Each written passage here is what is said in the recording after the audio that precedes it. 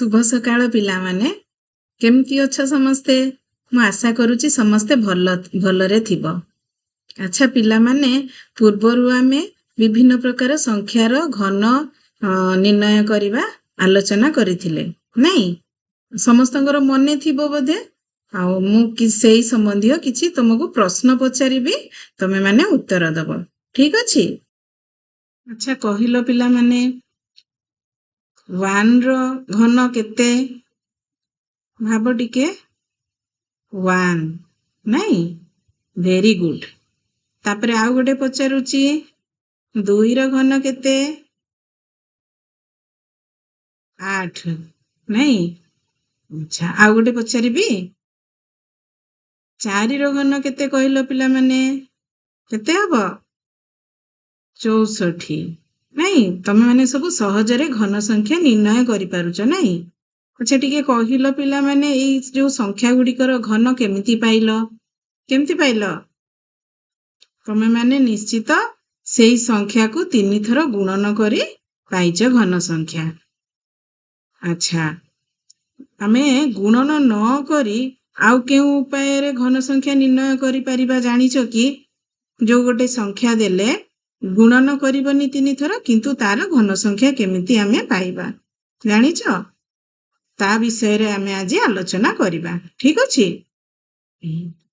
अच्छा पिला माने तुमे माने क्रमिक अयुग्म संख्या विषय रे तो जानिथिबो जानिछो कि नाही कहिलो 1 रु आरंभ करलो गोटे गोटे कहिबो 1 तापरे कोन आसीबो 3 नहीं 3 परे 5 5 परे कोन आसीबो 7 7 परे 9 आसीबो नहीं।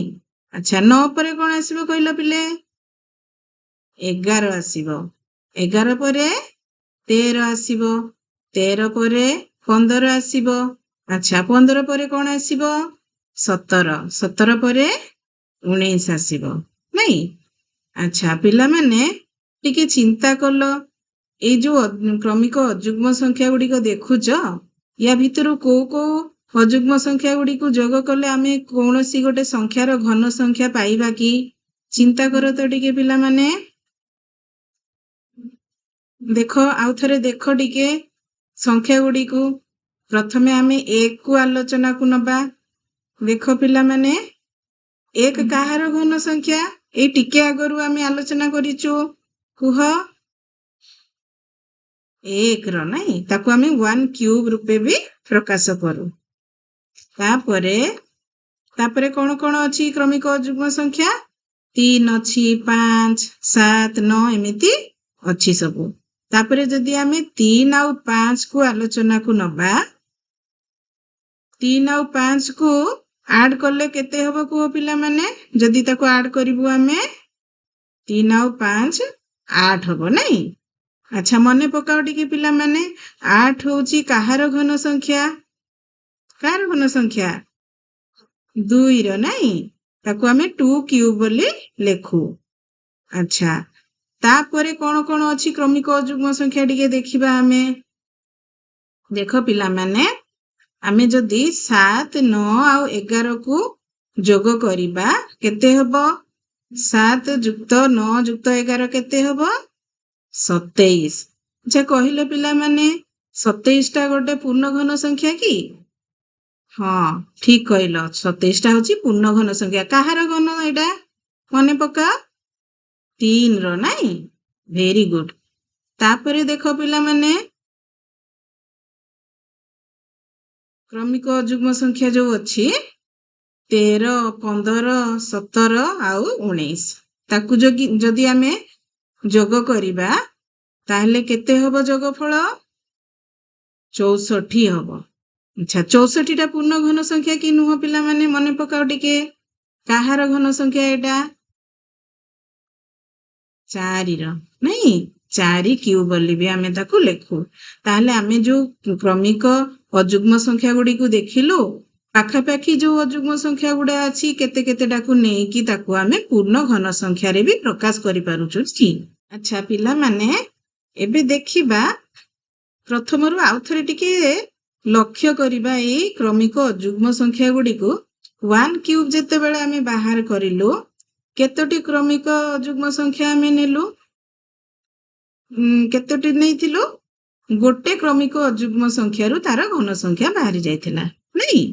अच्छा 2 क्यूब टा को टिके देखो पिला माने 2 क्यूब टा कहार को क्रमिक अयुग्म संख्या को जोग कलारु पाइथिलु आमे 3 आउ 5 केतेटा क्रमिक अयुग्म संख्या हैला दुईटी क्रमिक अयुग्म संख्या दुईटी क्रमिक अयुग्म संख्या जेमती 3 आउ 5 को जोग कलारु सेटा 2 रो घन संख्या हे जाइथिला नहीं।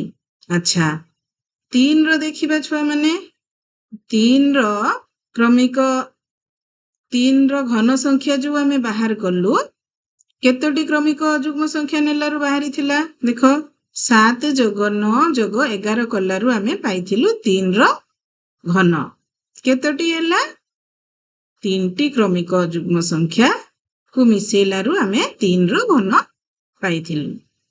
आउ गोटे उदाहरण नबा पिला माने 4 को 4 रो जो घन संख्या आमे निर्णय कलु को क्रमिक अयुग्म संख्या नेइथिलु पिला माने 13 जोग 15 जोग 17 जोग 19 कलारु आमे 4 रो घन संख्या पाइथिलु केतोटी हैला देखिलो पिला माने 4टी क्रमिक अयुग्म संख्या हैला नहीं।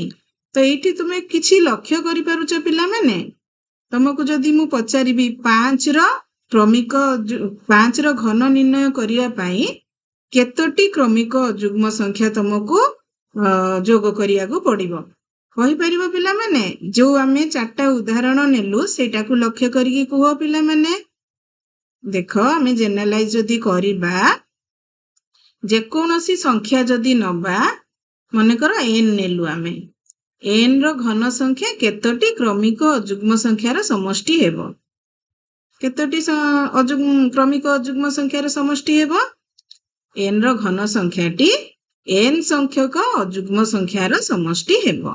तो मु जेमती पचारथिली आउ टिके आगरु 5 रो घन संख्याटा केतोटी क्रमिक अयुग्म संख्यार समष्टि हेबो केतोटी हेबो 5 संख्यक अयुग्म संख्यार समष्टि हेबो बुझी पारलो पिला माने समस्ते हो ठीक अछि। एबे देखिबा चिंता करो टिके पिला माने केतोटी अयुग्म संख्या मिसिले घन संख्या निर्णय होउची तो आमे जानिलु किंतु को क्रमिक अयुग्म संख्या रु आमे स्टार्ट करिबा सेटा टिके आलोचना करिबा ठीक अछि। जहाँ आमे आलोचना करिथिले पूर्व संरचना गुडा आमे टिके आउ थरे अध्ययन करिबा देखो 2 रो जो बाहरी थिला 2 रो घन संख्या केमिति बाहरी थिला 3 जोग 5 हेथिला नहीं दीटा क्रमिक अयुग्म संख्या नेलु 3 जोग 5 सेमिति 3 रो जेतेबेले घन संख्या निर्णय करिथिलु आमे 7 जोग 9 जोग 11 हेथिला 3टी हैला क्रमिक अयुग्म संख्या। तो एठी 2 रो जेतेबेले आमे बाहर कलु 3 रु आरंभ करिलु 3 रो जेतेबेले घन संख्या आमे निर्णय कलु क्रमिक अयुग्म संख्या 7 रु आरंभ होला 7 रु तापरे 3टा क्रमिक अयुग्म संख्या निया हेची देखो। अच्छा एटा केमिति 7 रु आमे काहे की स्टार्ट कलु जानिछो बिले चलो या पई आमे 2 को उदाहरण नै आलोचना करिबा आमे को क्रमिक अयुग्म संख्या रु आरंभ करिबा सेटा आलोचना करिबा देखो। तो 2 रो घन निर्णय पई प्रथम क्रमिक अयुग्म संख्या आमे केमिति चिन्हट करिबा ता पई आमे 3टी सोपान रे आमे चिन्हट करि परिबा। प्रथम सोपान रे कोन करिबा पिले आगे 2 रो वर्ग निर्णय करिबा 2 रो वर्ग केते 2 रो वर्ग बा 2 स्क्वायर होची 4 नहीं तापरे एठी वर्ग निर्णय कर दिलु तापरे द्वितीय सोपान रे आमे जो वर्ग निर्णय करिचु 2 रो वर्ग रु सेही संख्या माने 2 को आमे वियोग करिबा केते हबो 2 रो वर्ग हैला 4 ता सेथिरु आमे 2 को वियोग करिलु कले केते हैला 2 हैला तापरे आमे तृतीय सोपान को जिबा ତୃତୀୟ ସୋପାନରେ ଆମେ କ'ଣ କରିବା, 2ର ପରବର୍ତ୍ତୀ ଆମର ଦ୍ୱିତୀୟ ସୋପାନର ଫଳ ବାହାରିଛି 2, ତ ସେଇ 2ର ପରବର୍ତ୍ତୀ 2ଟି କ୍ରମିକ ଅଯୁଗ୍ମ ସଂଖ୍ୟା ଆମେ ନବା। ଆଚ୍ଛା କୁହ ପିଲେ, 2ର ପରବର୍ତ୍ତୀ କ୍ରମିକ ଅଯୁଗ୍ମ ସଂଖ୍ୟାଟା କିଏ? 3 ହଉଛି। ତ 3 ଯୋଗ ଆମେ 5 ନେଲୁ। ଯେହେତୁ 2ର ଆମେ ନିର୍ଣ୍ଣୟ କରୁଛୁ ଘନ ସଂଖ୍ୟା, 2ର କରୁଛୁ, ତେଣୁ 2ଟି କ୍ରମିକ ଅଯୁଗ୍ମ ସଂଖ୍ୟା ନବା ଆଉ ଆରମ୍ଭ କରିବା 3। ତ 3 ଯୋଗ 5 କେତେ ହେଲା? 8। ବୁଝିପାରିଲ ପିଲାମାନେ? ହଉ, ଆଉ ଗୋଟେ ଉଦାହରଣ ନେଇକି ଆମେ ଆଲୋଚନା କରିବା। ଠିକ ଅଛି? ଏବେ ଆମେ 3ର ଘନ ନିର୍ଣ୍ଣୟ କରିବା। ତ 3ର ଘନ ନିର୍ଣ୍ଣୟ ପାଇଁ ପ୍ରଥମ କ୍ରମିକ ଅଯୁଗ୍ମ ସଂଖ୍ୟା କ'ଣ ହବ ଚିହ୍ନଟ କରିବା। ସେମିତି 3ଟି ସୋପାନରେ କରିବା। ତ ପ୍ରଥମ ସୋପାନରେ କ'ଣ କରିବା ମନେ ପକାଅ ଛୁଆମାନେ, କ'ଣ କରିବାର ଥିଲା? 3ର ବର୍ଗ ନିର୍ଣ୍ଣୟ କରିବାର ଥିଲା, ନାଇଁ? ତ 3ର ବର୍ଗ ନିର୍ଣ୍ଣୟ କଲେ କେତେ ହବ? 3ର ବର୍ଗ କେତେ? 3 ଗୁଣନ 3 9 ହେଲା। ତାପରେ ଦ୍ୱିତୀୟ ସୋପାନକୁ ଆସିବା। ଦ୍ୱିତୀୟ ସୋପାନରେ ଆମେ କ'ଣ କରିବା?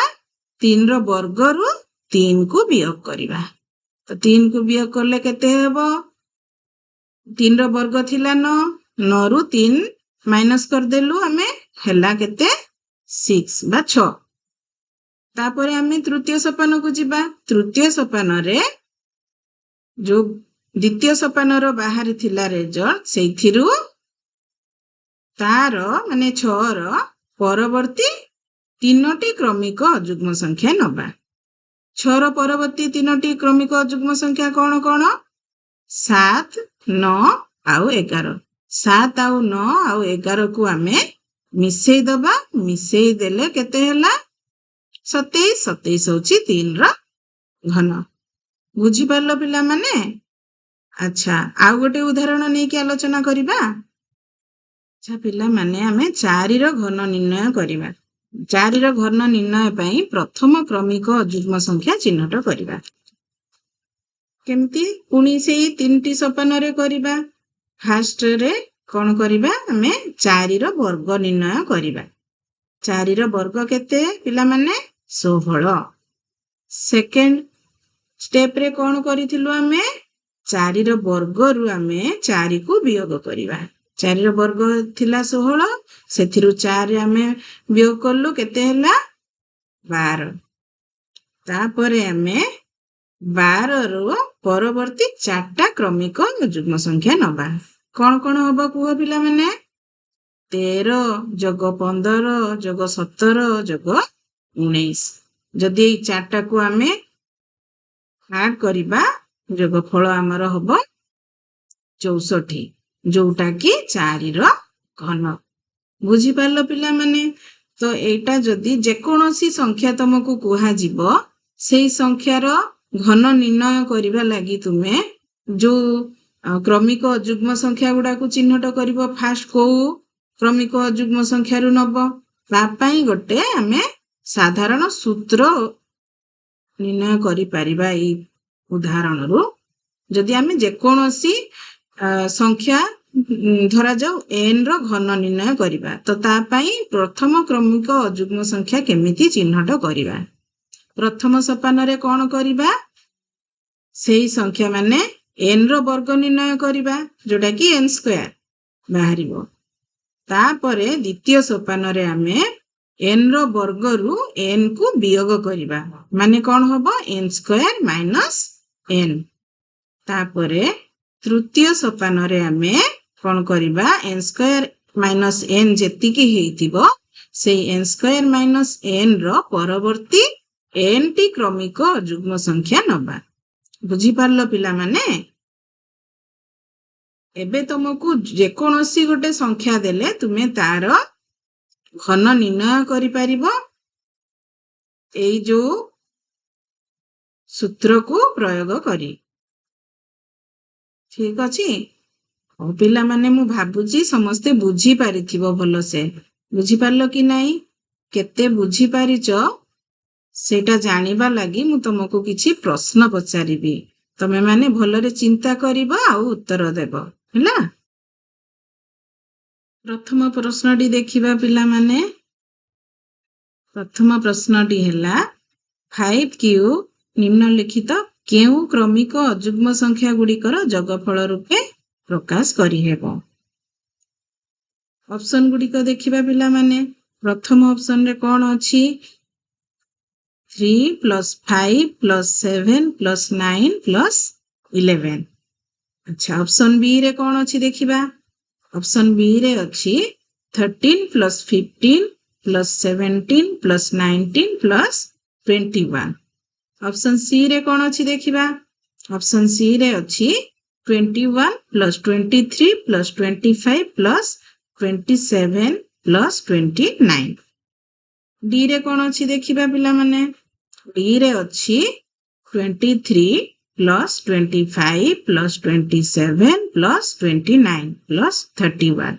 अच्छा कहिलो पिला माने या भितरु कोउटा ठीक उत्तर हबो टिके भाबो आउ चिंता कर आउ कुह कोटा हबो उत्तर उत्तर हैला ऑप्शन सी 21 + 23 + 25 + 27 + 29। कौन पाई हैला पिला माने बुझी पारिलो एटा ठीक उत्तर कौन पाई हैला आमे जेमती तीनटा सोपान रे बाहर करिथिलु प्रथम क्रमिक अजुग्म संख्या निर्णय करूथिलु सेही आधार रे एटा तमे जदी देखिबो 5 रो वर्ग हैला केते 25 25 रु आमे 5 वियोग करिबा 25 रु 5 वियोग कले केते हेबो 20 हैला तापरे आमे 20 रो परवर्ती क्रमिक अजुग्म संख्या रु आमे आरंभ करिबा सेमती हेची देखो 21 + 23 + 25 + 27 + 29 बुझी परलो पिला माने।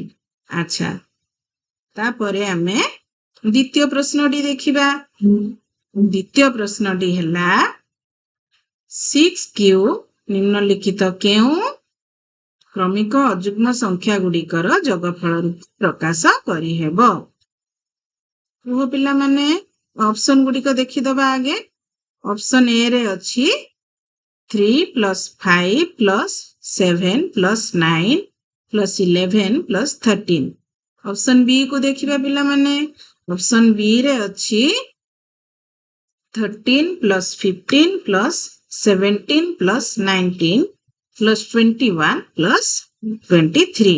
ऑप्शन सी को देखिबा पिला माने ऑप्शन सी रे अछि 21 + 23 + 25 + 27 + 29 + 31। ऑप्शन डी देखिबा ऑप्शन डी रे अछि 31 + 33 + 35 + 37 + 39 + 41। कोडा ठीक उत्तर हबो पिला माने भाबो ऑप्शन डी टा होची ठीक उत्तर नाही 31 + 33 + 35 + 37 + 39 + 41। हाउ आ गोटे प्रश्न देखिबा देखो पिला माने एठी किछि क्रमिक अजुग्म संख्या समूह दिया जाइछि तमे कहिबो एई जो क्रमिक अजुग्म संख्या गुडी को जोग करले आमे काहार घन संख्याटी पाइबा ठीक अछि से अजुग्म संख्या गुडी कहला 91 + 93 + 95 + 97 + 99 + 101 + 103 + 105 + 107। अच्छा ऑप्शन गुडी को देखिदबा टिके पिला माने ऑप्शन ए रे दिया जाइछि 9 ऑप्शन बी रे दिया जाइछि 10 ऑप्शन सी रे दिया जाइछि 11 ऑप्शन डी रे दिया जाइछि 12। कोटा ठीक उत्तर हबो टिके चिंता करो पिला माने आउ कुह हाँ उत्तर हबो 10 10 नहीं कि अच्छा एटा केमती सहजरे आमे देखु देखु कहि परिबा कहिलो पिला माने आमे टिके आगुरु जो आलोचना करथिलु n जदी गोटे संख्या हुए सेटा केतोटी क्रमिक अजुग्म संख्यार समष्टि तार घन संख्या हबो ताले से n संख्यक क्रमिक अजुग्म संख्यार समष्टि हबो नहीं कि तो जदी आमे एठी गणी दबा केतोटी क्रमिक अजुग्म संख्या दिया आइछि ताले सेटा सेही संख्यार घन कहिबा एठी 10 टा अछि तो 10 रो एटा ଘନ ବୋଲି ଆମେ ଦେଖୁ ଦେଖୁ କହିପାରିବା ସହଜରେ।